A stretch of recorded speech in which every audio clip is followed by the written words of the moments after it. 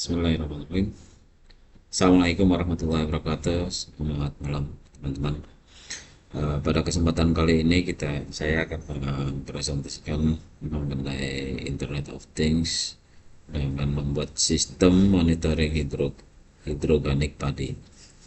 Dipersembahkan oleh saya Muhammad Farhan Setiawan dari Teknologi Informatika Institut Teknologi Tangerang Selatan.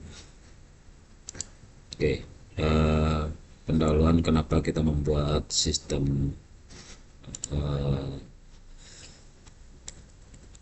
sistem monitoring hidroganik secara padi ini adalah di latar belakangnya adalah eh, salah satu kebutuhan pokok itu adalah pangan. Artinya kalau misalnya kita tidak makan dan tidak minum, itu kita tidak akan bisa bertahan hidup. Untuk itu kesediaan pangan memang harus menjadi prioritas dan harus ada supaya kita bisa tetap hidup. Nah, pada zaman dahulu, pada zaman Orde Baru, kita negara Indonesia pernah menjadi negara swasembada pangan. Programnya era Pak Soeharto.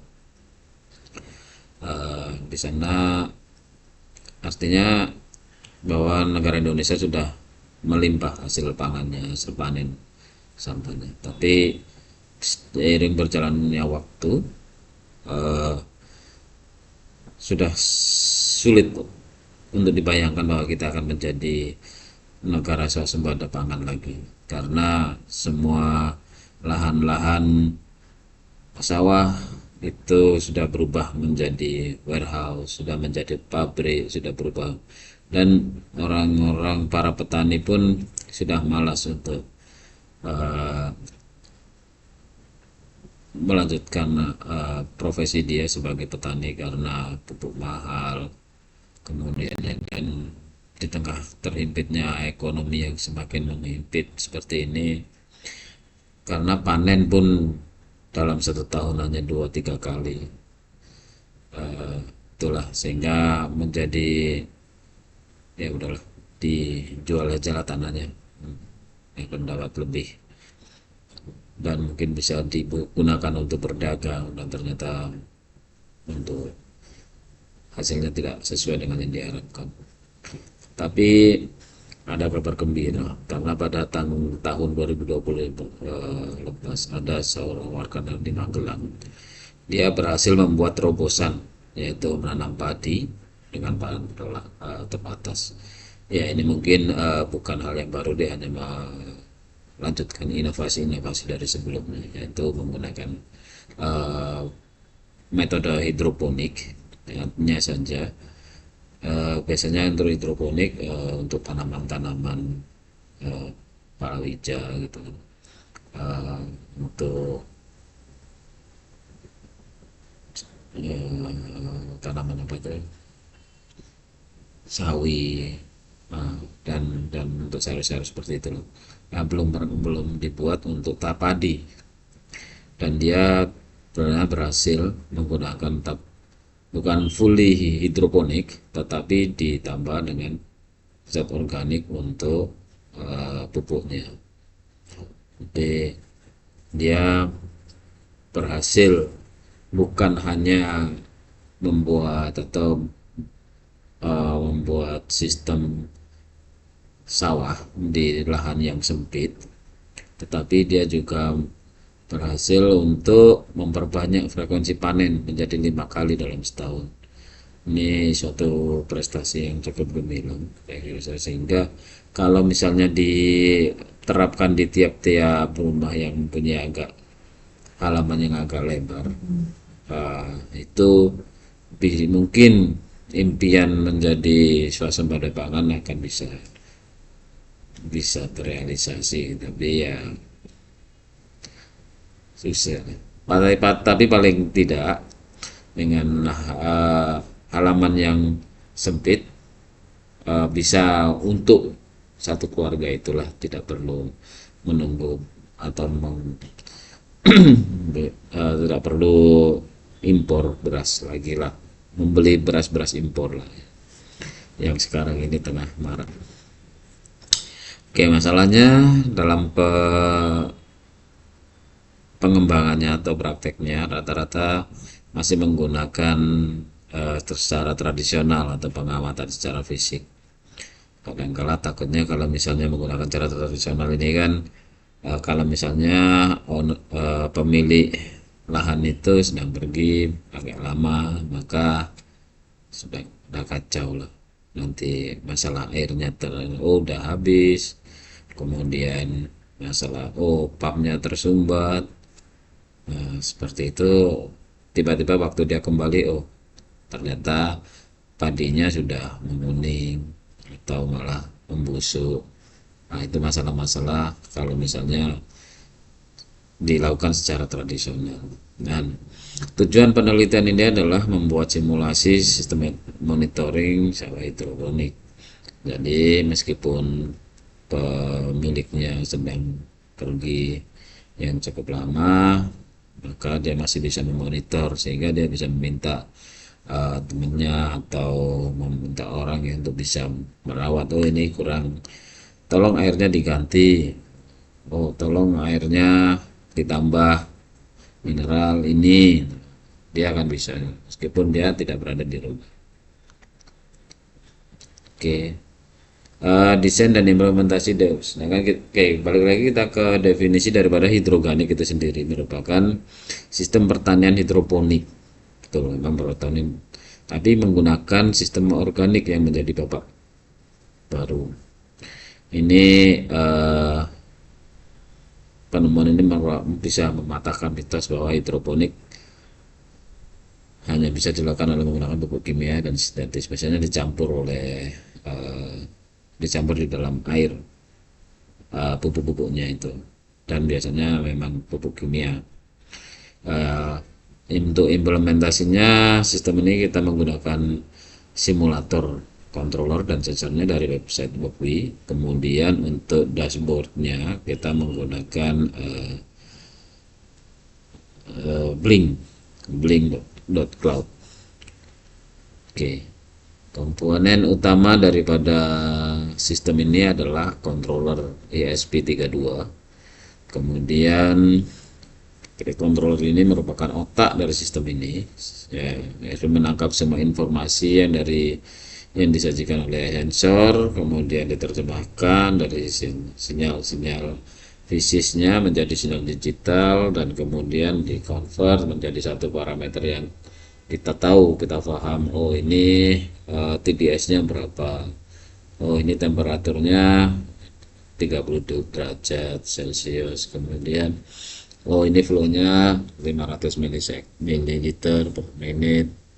Nah, itu kemudian kalau misalnya terlalu tinggi, ada alarm yang dikeluarkan oleh controller, sehingga sehingga pengguna tahu, ini ada yang harus dilakukan untuk memperbaiki sistemnya.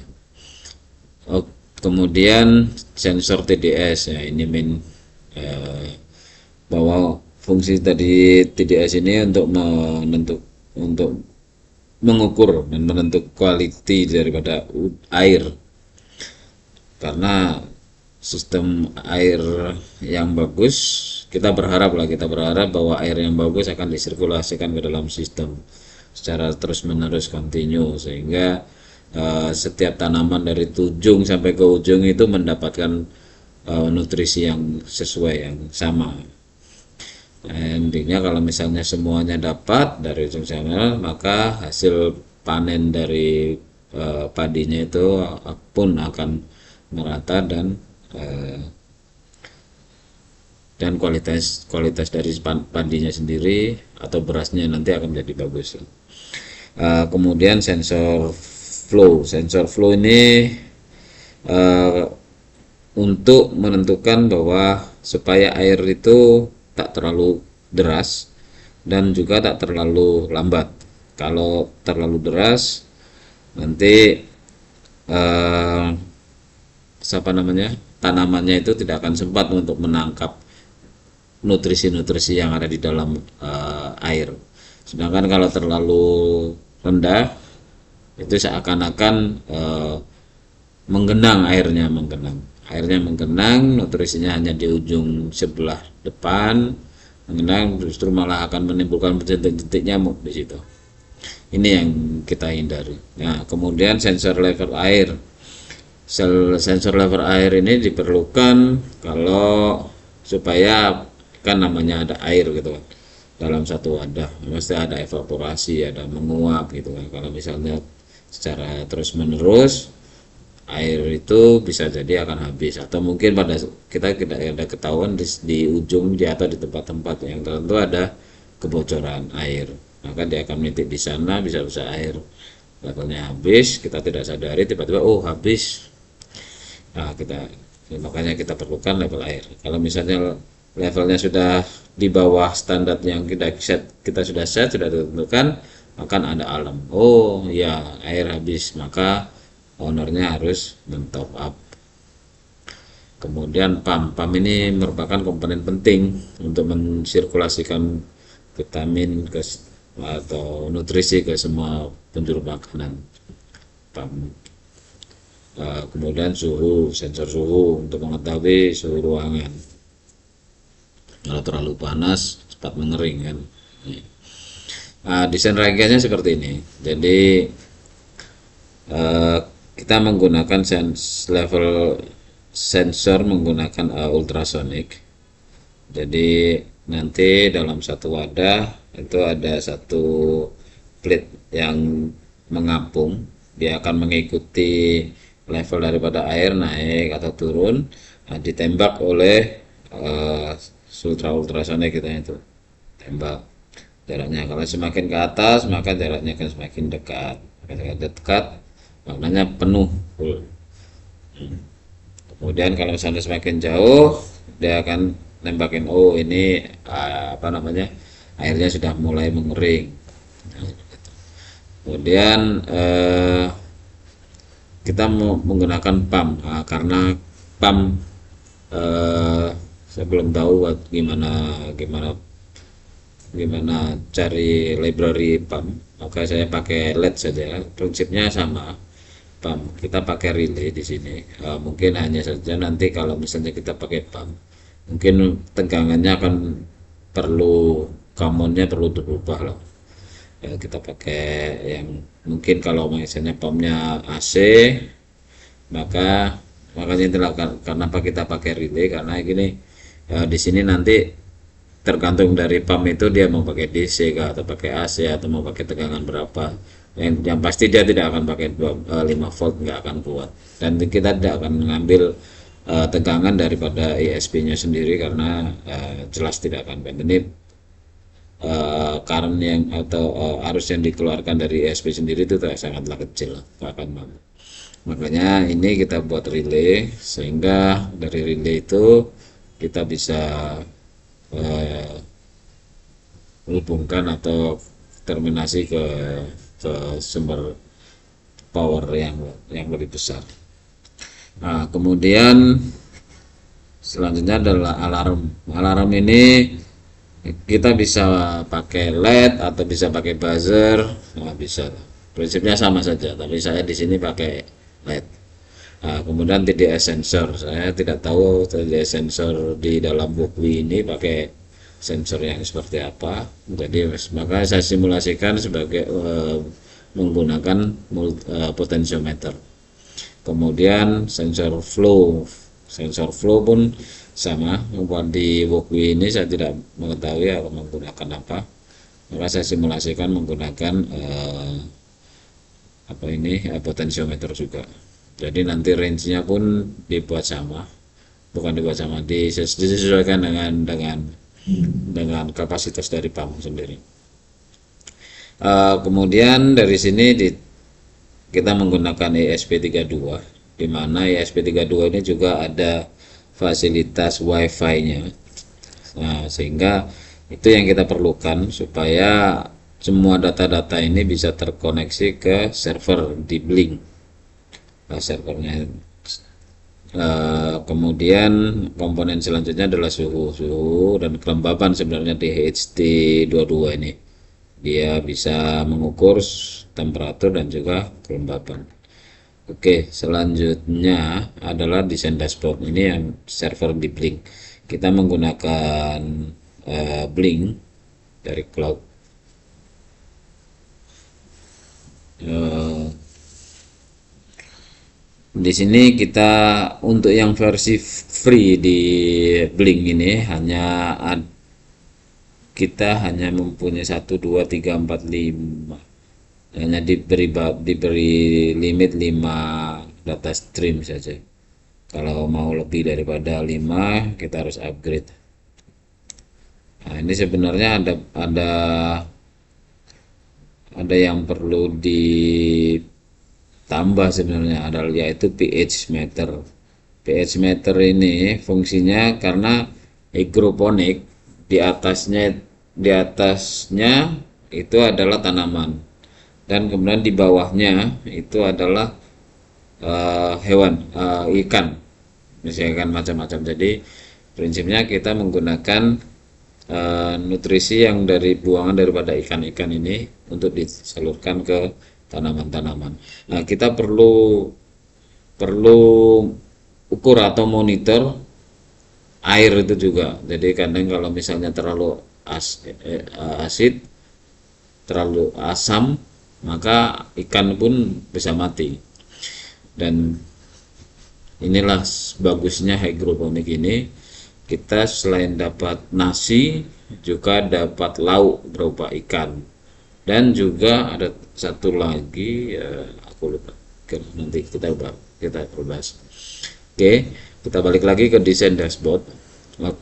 Di sini kita tentukan bahwa yang perlu kita tampilkan untuk user supaya tahu adalah suhu, TDS, flow, level air, kemudian alarm. Jadi di sini suhu supaya tahu, oh ya sekarang musim hujan mungkin sudah turun, kemudian panas. Nah, dari suhu ini.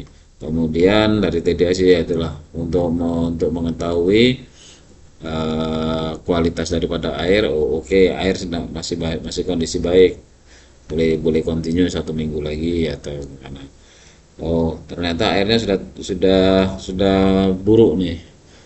Perlu call orang atau telepon orang untuk bisa uh, memperhatikan, mengecek lah. Oh ya, airnya seperti apa, apakah ada ikan yang mati sehingga membuat kualitas daripada air itu berkurang. Nah, itu bisa, orang itu akan bisa bisa bisa memperbaiki lah kualitas air. Kemudian flow ini seharusnya tidak akan jarang akan berubah, karena flow-nya hanya, kecuali kalau ada yang tersumbat atau ada yang pecah di pipanya, akan berubah flow-nya. Kalau itu baru ada action di situ. Kemudian level air ini yang penting juga, pegang penting juga. Kalau misalnya sudah kurang, nah itu perlu ada action. Kurang ini masalahnya nanti efeknya ke pump. Kalau ternyata air sudah berkurang dan pump sudah berjalan, memompa, padahal airnya sudah nggak ada, kering, maka pompanya bisa rusak. Kemudian yang terakhir ini alarm. Jadi di sini ada alarm, berarti ada yang perlu diperhatikan. Kalau di sini bagian mana yang perlu diperhatikan, mana yang perlu ditindaklanjuti oleh alarm ini. Dia akan bisa melihat dari parameter-parameter yang ada di sini. Nah, ini adalah desain program yang di bagian atas ini bagian untuk komunikasi dengan Blinknya. Kemudian ini pakai WiFi. Ini untuk level sensor. Sebelah kiri pun ini masih deklarasi saja, dan kasih variabel. kemudian untuk sensor temperatur, kemudian baru setup ini kita eh, setup inisiasi pertama serialnya kita dengan bautris 115 kilobit per second, kita set seperti ini. Kemudian beberapa pin nomor 12, 14, 27 sebagai output, 12 sebagai output, 14 pin 14 sebagai input. Kemudian motor ini maksudnya pump ya, motornya 27 alarm pin. Kemudian ini untuk inisialisasi ke WiFi. Nah, kalau misalnya sudah sampai keluar ada tulisan connected, maka dia sudah connect. Nah, ini untuk link ke blinknya servernya. Sedangkan untuk ini untuk inisiasi setup temperatur transmitternya. Nah, yang akan dieksekusi oleh ESP32 continuously adalah yang ada dalam loop. Nah, ini kemudian ini untuk mencari levelnya berapa ketinggian air. Kalau kondisinya lebih besar daripada level yang kita sudah tetapkan tadi, 85 cm, maka ini sistemnya memang kelihatannya ini distance besar ya. Kalau lebih besar daripada max level, maka dia akan kurang. Maksudnya, jadi dia akan ada pengurangan dari tingginya 100. Kalau misalnya 85 berarti level air itu ada di bawah. Ini 85 cm kan, bukan levelnya yang ke atas, bukan, tapi dia akan bawah karena jarak dari sensor pergi ke permukaan air itu 85, maka artinya air itu habis. Tapi kalau sudah mendekati semakin dekat dengan sensor, jaraknya semakin dekat berarti air semakin penuh. Jadi ini, oke, tuh mana tadi.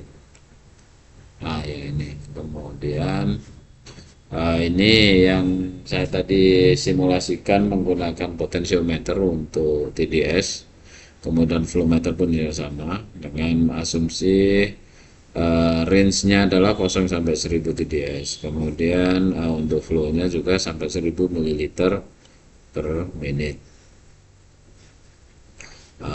Dia akan calculate, dia akan pun mengirim ke server coupling. Ini kalau misalnya ada alarmnya tadi ada di TDS dan level air. Oke, kemudian ini adalah screenshot daripada, oke, kita pergi ke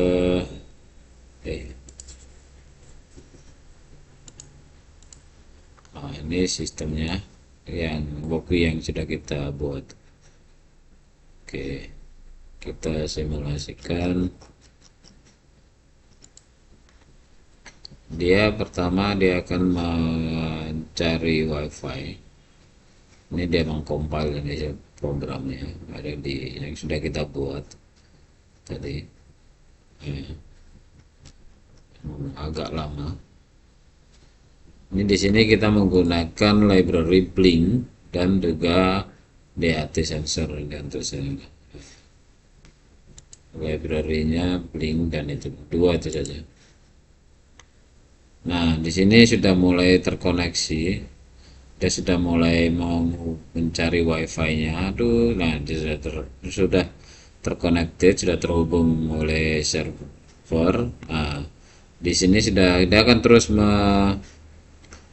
membaca sinyal daripada ultrasonik, daripada potentiometer dan daripada DST. Di sini dia nampak, dari sini kita lihat. Nah, ini dia dashboardnya ya, dashboardnya bahwa di suhunya 33 derajat. Kita lihat. Oh, kita gini keluarkan aja ya. Oke.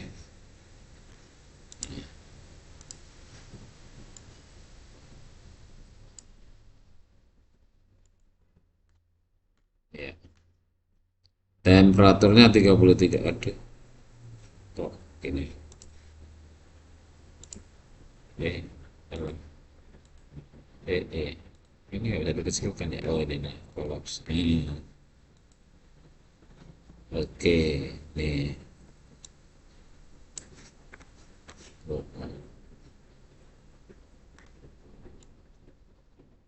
oke,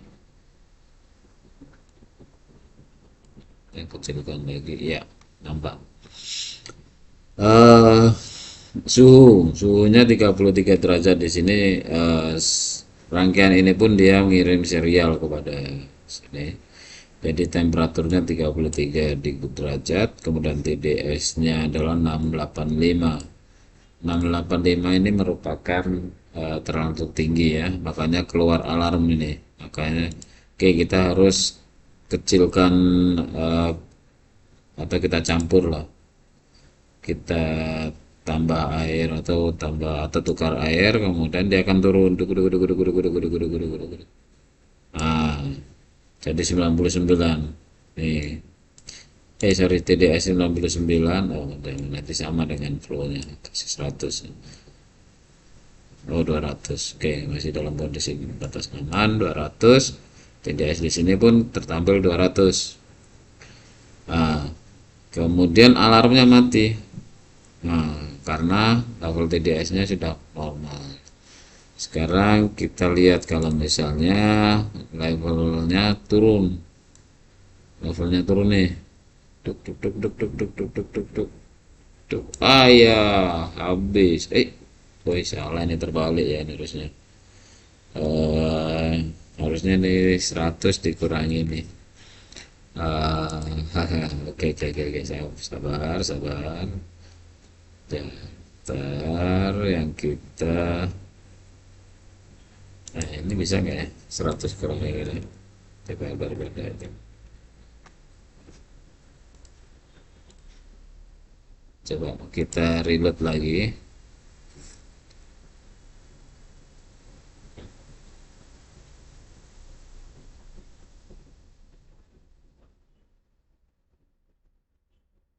Oh, bukan di sini. Nah, ya betul. Lamanya. Oke, kita kecilkan lagi.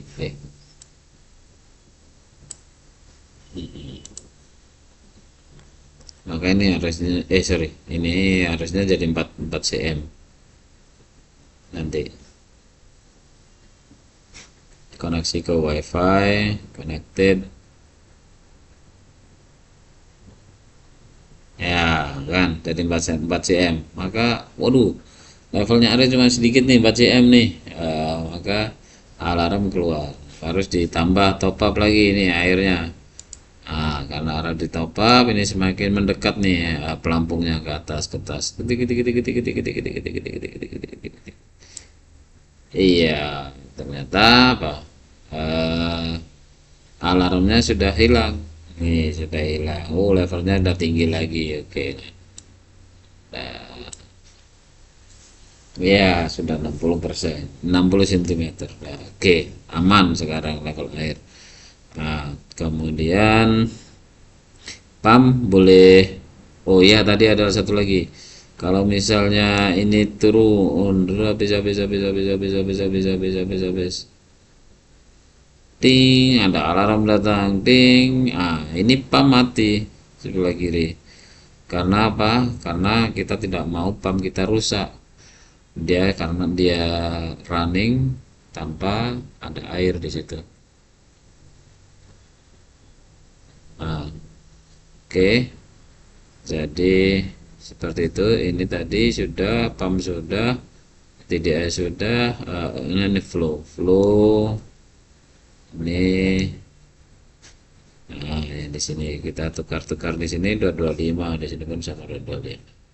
Kemudian, ini temperature transmitternya, temperature sensornya. Naiknya kita 28. Semakin dingin nih, sejuk nih. Nah, di sini harus masih 30 ya, nggak lama. Nah sekarang udah 8, karena ini Family dia akan ngirim signal pulse kan. Nah seperti inilah. Oke, jadi oke, kembali lagi ke presentasi. Ya, begitulah. Sekian dari kami. Ya, jadi begitulah sistem yang kami rancang di sini. Eh, Semoga bermanfaat. Kalau mohon maaf kalau ada yang tersilap. Terima kasih. Assalamualaikum warahmatullahi wabarakatuh.